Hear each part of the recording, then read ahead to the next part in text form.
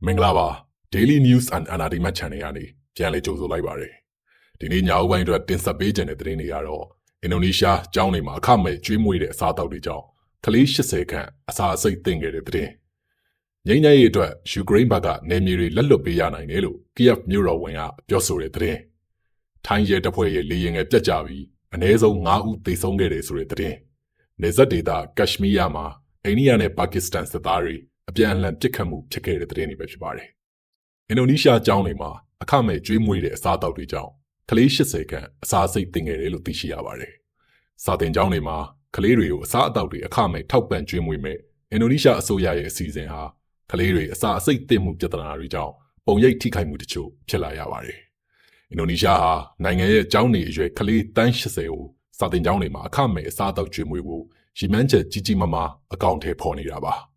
ဒါဟာကောင်းမွန်တဲ့ကိစ္စမျိုးဖြစ်ပေမဲ့လည်းအခုသတင်းပတ်ထဲမှာစာတင်ကျောင်းနှစ်ခုဟာကလေးတွေအစာအဆိပ်သင့်ကြတဲ့အခြေအနေကတော့စီစဉ်ထားတာတွေအတိုင်းဖြစ်မနေဘူးဆိုတာကိုညွှန်ပြခဲ့ပါတယ်။ဂျကာတာမြို့တော်တောင်ပိုင်းစီယန်ဂျာမှာရှိတဲ့ကျောင်းနှစ်ကျောင်းဟာစုစုပေါင်းကလေး80နီးပါးဟာကျောင်းတွေကကျွေးမွေးတဲ့အစားအသောက်တွေစားမိပြီးတော့အစာအဆိပ်သင့်ခဲ့ကြတာဖြစ်ပါတယ်။တော်တော်များများဟာဆေးရုံတက်ခဲ့ရပြီးတော့အခုတော့တတ်တာပြောက်ကင်းလာပြီဖြစ်တယ်လို့ဆိုပါတယ်။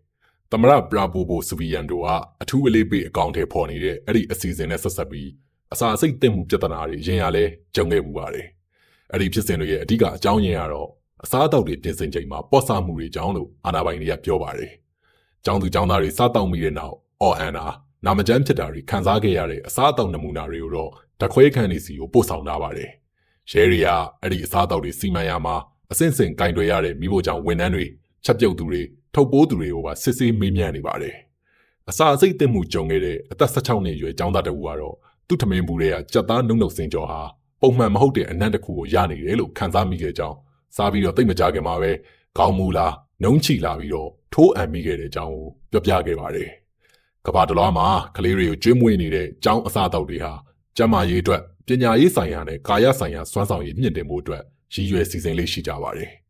အင်ဒိုနီးရှားစီစဉ်ထားတဲ့ဒေါ်လာ28ဘီလီယံတန်အစီအမံကတော့ကမ္ဘာပေါ်မှာတန်မိုးအကြီးဆုံးကျောင်းတွင်အစားအသောက်အစီအမံတစ်ခုလိုတောင်သတ်မှတ်နိုင်ပြီးတော့အရင်ကတည်းကအရေးသွေးပိုင်းနဲ့လုံခြုံရေးပိုင်းဆိုင်ရာစိုးရိမ်တကြီးမေးခွန်းထုတ်မှုတွေလည်းရှိခဲ့ပါတယ်။နောက်ပြီးအစိုးရစန့်ကျင်ရေးဆန္ဒပြပွဲတွေမှာအဲ့ဒီအစီအမံကပြစ်မှတ်ထားဝေဖန်စရာခေါင်းစဉ်တစ်ခုအနေနဲ့လည်းရှိခဲ့ပါတယ်။ဥပမာဖေဖော်ဝါရီလတုန်းကလူတွေထောင်တောင်းချီပြီးခြိတက်ဆန္ဒပြခဲ့ရမှာသမရပရာဘိုဘိုကျောင်းအစားအသောက်စရိတ်အတွက်ငွေတွေအများကြီးသုံးထားတဲ့ပေါ်ဝေဖန်ခဲ့ကြပါတယ်။ဆန္ဒပြသူတွေကတော့ကလေးတွေကအခမဲ့စားတောက်နေပေမဲ့မိဘတွေကအလုပ်တွေပြုတ်ကုန်ကြတယ်လို့ကြွေးကြော်ခဲ့ကြပါတယ်။ပရာဘိုဘိုဟာသူ့ရဲ့ရွေးကောက်ပွဲကြိုဂရီတွေထဲမှာ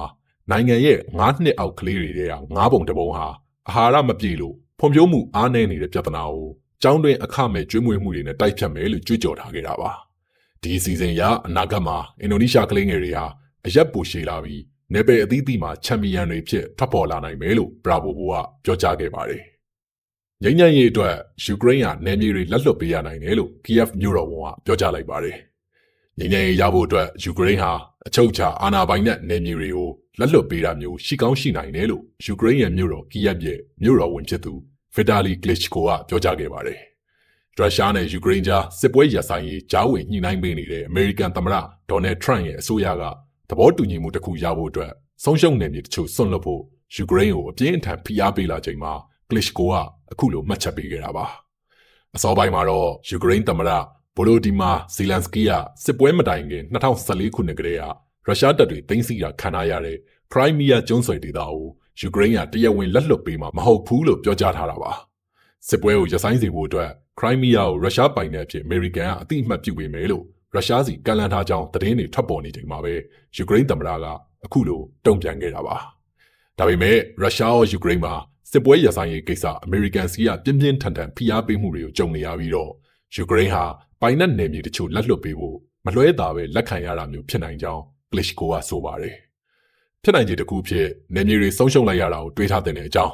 ငြိမ်းချမ်းရေးအတွက်အဲ့ဒီငြိမ်းချမ်းရေးဟာယာယီပဲဖြစ်စေအောင်တော့ဒါဟာဖြည့်ရှင်းချက်တစ်ခုဖြစ်ကောင်းဖြစ်နိုင်ကြောင်းသူကမှတ်ချက်ပေးခဲ့ပါသေးတယ်။အသက်53နှစ်အရွယ်လက်ဝှေ့အားကစားကျယ်ပွင့်ဟောင်းကယူကရိန်းပြည်သူတွေဟာရုရှားရဲ့မတရားနယ်ချဲ့သိမ်းယူမှုတွေကိုဘယ်တော့မှလက်ခံမှာမဟုတ်ဘူးလို့တော့အလေးအနက်ပြောသွားခဲ့ပါတယ်။ယူကရိန်းဆိုရဟာစစ်ရပ်ဆိုင်ရေးကိစ္စအထမြောက်ဖို့အတွက်ပိုင်နက်နယ်မြေတွေဆွန့်လွတ်ပေးမှာမဟုတ်ကြောင်း အစဉ်တစိုက်ပြောဆိုထားခဲ့ပေမဲ့လည်းကလစ်ကိုဟာအဲ့ဒီသဘောထားနဲ့ဆန့်ကျင်ဘက်ကိုလူသိရှင်ကြားမှတ်ချက်ပေးလာတဲ့ပထမဆုံးယူကရိန်းအစိုးရထိပ်တန်းအာဏာပိုင်ဖြစ်လာပါတယ်။ကီယက်မြို့ကိုရုရှားကဒုံးကျည်တွေ drone အနေနဲ့တိုက်ခိုက်မှုကြောင့်လူ12ဦးသေဆုံးခဲ့တဲ့ဖြစ်ရပ်ပြီးမှာကလစ်ကိုကအဲ့ဒီမှတ်ချက်စကားကိုပြောခဲ့တာပါ။ဒီအခြေအနေတွေကြောင့်ပဲသမ္မတဇီလန်စကီဟာခက်ခဲပြီးနာကျင်တဲ့ဆုံးဖြတ်ချက်မျိုးကိုရွေးချယ်လာရနိုင်တယ်လို့လည်းသူကဆိုပါတယ်။သတင်းထောက်တွေကတော့ရုရှားနဲ့ညှိနှိုင်းရေးအတွက်ဖြစ်နိုင်ခြေတွေကိုဇီလန်စကီအနေနဲ့ဆွေးနွေးဘူးသလားလို့မေးတဲ့အခါမှာကလစ်ကိုကမဆွေးနွေးဘူးကြောင်းဒုံးတိတိကြံဖြေခဲ့ပါတယ်။ဒီကိစ္စမှာ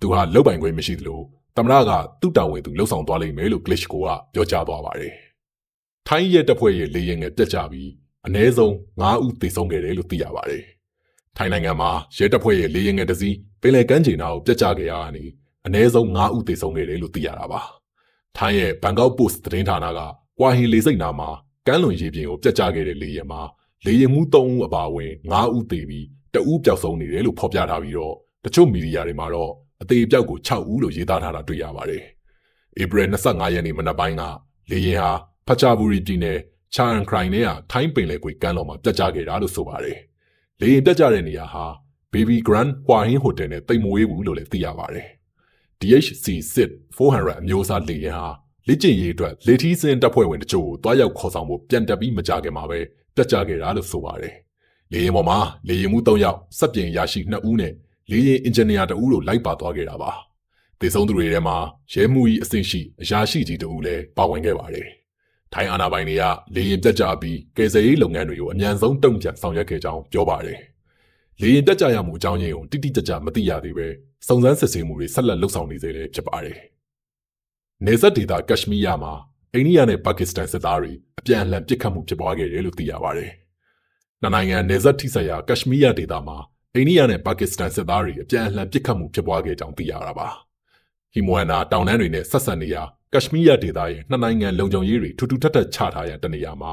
ပစ်ခတ်မှုဖြစ်ခဲ့ပေမဲ့အချိန်တိုအတွင်းအဆုံးသတ်သွားခဲ့တယ်လို့အိန္ဒိယအာဏာပိုင်တွေကပြောကြားပါတယ်။ကက်ရှမီးယားဟာအိန္ဒိယနဲ့ပါကစ္စတန်တို့ကြားပိုင်ဆိုင်မှုအငင်းပွားနေရာဒေသဖြစ်ပြီးတော့ပုံမကျယ်ပြန့်တဲ့အစိပ်ပိုင်းကိုတော့အိန္ဒိယကထိန်းချုပ်ထားတာပါ။အိန္ဒိယပိုင်ကက်ရှမီးယားဘက်ခြမ်းမှာလက်နက်ကိုင်အဖွဲ့အစည်းတစ်ခုရဲ့ပစ်ခတ်မှုကြောင့်ခရီးသွားဧည့်သည်26ဦးသေဆုံးခဲ့တဲ့ဖြစ်ရပ်အပြီးနှစ်နိုင်ငံဆက်ဆံရေးတင်းမာမှုတွေမြင့်တက်နေချိန်မှာပဲအခုလိုအခြေအနေနဲ့ထပ်မံကြုံလာရတာပါ။အခုသတင်းပတ်အစောပိုင်းဟာတိုက်ခိုက်မှုဟာကက်ရှမီးယားသမိုင်းကြောင်းမှာအရက်သားပြည်သူတွေကိုပြစ်မှတ်ထားတဲ့အဆိုးရွားဆုံးလုပ်ရပ်တစ်ခုဖြစ်လာပြီးတော့ပါကစ္စတန်ကြောထောက်နောက်ခံပေးထားတဲ့ခွဲထွက်ရေးလက်နက်ကိုင်အင်အားစုတွေလက်ချက်လို့အိန္ဒိယကယုံကြည်နေပါတယ်။ပါကစ္စတန်ကတော့တဘာဝရှုခင်းတွေတာယာလှပတဲ့ပါဟဲဂန်မြို့မှာဧပြီ22ရက်ကဖြစ်ပွားတဲ့တိုက်ခိုက်မှုနဲ့ဘာပတ်သက်မှုမှမရှိဘူးလို့အတိအလင်းညင်းဆိုထားပါတယ်။အိန္ဒိယနဲ့ပါကစ္စတန်တို့ဟာအာရှတောင်ပိုင်းကနျူကလ িয়ার လက်နက်အသီးသီးပိုင်တဲ့ပြိုင်ဘက်အိန္ဒိယနိုင်ငံတွေဖြစ်ပြီးတော့အရင်ကတည်းကလည်းခါးသီးတဲ့ဆက်ဆံရေးမျိုးရှိနေခဲ့ပါတယ်။ပါဟဲဂန်မြို့ပြစ်ခတ်မှုကတော့ရှီရင်းဆွဲတင်းမာမှုတွေကို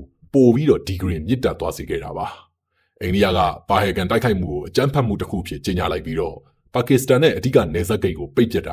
ာပါကစ္စတန်တန်ရာရှိတွေကိုနှင်ထုတ်တာမျိုးတွေနဲ့တုံ့ပြန်ခဲ့ပါတယ်။အရင်ကမကြားဘူးပဲကိုကက်ရှမီးယားခုခံရေးအင်အားစုလို့ကြေညာထားတဲ့အဖွဲ့အစည်းတစ်ခုကအဲ့ဒီတိုက်ခိုက်မှုကိုကျူးလွန်ခဲ့ကြောင်းထုတ်ပြန်ပြီးတော့ပါကစ္စတန်ကအဲ့ဒီအဖွဲ့နဲ့ဘာအဆက်အဆက်မှမရှိဘူးလို့ညှင်းချက်ထုတ်ထားတာပါ။ဧပြီ24ရက်နေ့မှာတော့ပါကစ္စတန်စစ်သားတွေဟာကက်ရှမီးယားမှာရှိတဲ့အိန္ဒိယစစ်တပ်တွေဖြန့်ကျက်ထားရာနေရာတစ်ခုကိုလက်နက်ငယ်တွေနဲ့ပစ်ခတ်ခဲ့တယ်လို့အိန္ဒိယစစ်တပ်အရာရှိ3ဦးကပြောကြားပါတယ်။နာမည်ဖော်ပြဖို့ညှင်းဆန်တဲ့အဲ့ဒီအရာရှိတွေကအိန္ဒိယစစ်သားတွေကလည်းလက်နက်ငယ်တွေနဲ့ပြန်လည်တုံ့ပြန်ခဲ့တဲ့အကြောင်းဒီဖြစ်စဉ်မှာထိခိုက်သေးချေမှုတော့မရှိခဲ့ကြောင်းအတည်ပြုခဲ့ပါတယ်။ဒီသတင်းနဲ့ပတ်သက်ပြီးပါကစ္စတန်နိုင်ငံသားရေးဝန်ကြီးဌာနကတော့အတိလည်းမပြုတ်သလိုညှင်းဆိုခြင်းလည်းမရှိခဲ့ပါဘူး။ဝန်ကြီးဌာနပြောရေးဆိုခွင့်ရအရာရှိရှက်ကတ်အလီခန်းကသူဟာပါကစ္စတန်စစ်တပ်စီကတရားဝင်အစီရင်ခံချက်ကိုစောင့်ဆိုင်းနေစေလို့သာပြောကြားသွားပါတယ်။အရင်ကက်ရှမီးယားမှာအခုလိုအသေးစားလက်နက်ကိုင်ထိတွေ့မှုတွေဖြစ်ပေါ်တဲ့အခါတိုင်းနှစ်ဖက်စလုံးဟာအပြန်အလှန်ဆွဆွဲတာတွေလုပ်လေ့ရှိပါတယ်။ကုလသမဂ္ဂ UN ကတော့အိန္ဒိယရောပါကစ္စတန်ပါလက်ရှိပြဿနာတွေကိုကြီးထွားမလာအောင်အစွမ်းကုန်ထိမ့်သိမ့်လှုပ်ဆောင်ပေးကြဖို့တိုက်တွန်းထားပါတယ်။ကိစ္စတိုင်းကိုငြိမ်းငြိမ်းချမ်းချမ်းအဓိပ္ပာယ်ရှိရှိနဲ့နှစ်ဖက်ကြားညှိနှိုင်းဖြေရှင်းမှုအိန္ဒိယနဲ့ပါကစ္စတန်တို့မှာလှုပ်ဆောင်နိုင်စွမ်းရှိနေတယ်လို့ယုံကြည်ကြောင်း UN ကဧပြီ25ရက်နေ့မှာကြေညာခဲ့ပါတယ်။ဧပြီ24ရက်နေ့မှာအိန္ဒိယဝန်ကြီးချုပ်နာရန်ဒရာမိုဒီကဘီဟာမြို့မှာပြုလုပ်ခဲ့တဲ့ဟောပြောမှုတစ်ခုမှာသူ့အနေနဲ့ပါဟဲဂန်မြို့တိုက်ခိုက်မှုရဲ့တာဝန်ရှိသူတွေကိုကဘာဆုံးတဲ့အထိရှာဖွေချေမှုန်းသွားမယ်လို့ကြုံဝါသွားပါတယ်။ အကြမ်းဖက်မှုကျူးလွန်သူတွေကိုပြစ်ဒဏ်မစီရင်ပဲခွင့်လွှတ်ပေးလိုက်စရာအကြောင်းရင်းလည်းလုံးဝမရှိဘူးလို့ဝန်ကြီးချုပ်ကဆိုပါတယ်။လက်ရှိမှာတော့အိန္ဒိယထိန်းချုပ်ထားရာကက်ရှမီးယားဒေသရဲတပ်ဖွဲ့ဟာမျက်မြင်တွေရဲ့ထွက်ချက်တွေကိုရယူပြီးပြစ်ခတ်မှုရဲ့အဓိကတန်တရားတရားခံတွေလို့ယူဆရတဲ့သူ3ဦးရဲ့ခဲချစ်တပ်ပုံတွေကိုထုတ်ပြန်ထားကြောင်းသိရှိရပါတယ်။ဒီကနေ့ညပိုင်းရဲ့သတင်းစီစဉ်ကတော့ဒီလောက်ပါပဲ။နောက်မှပြန်ဆုံကြမယ်။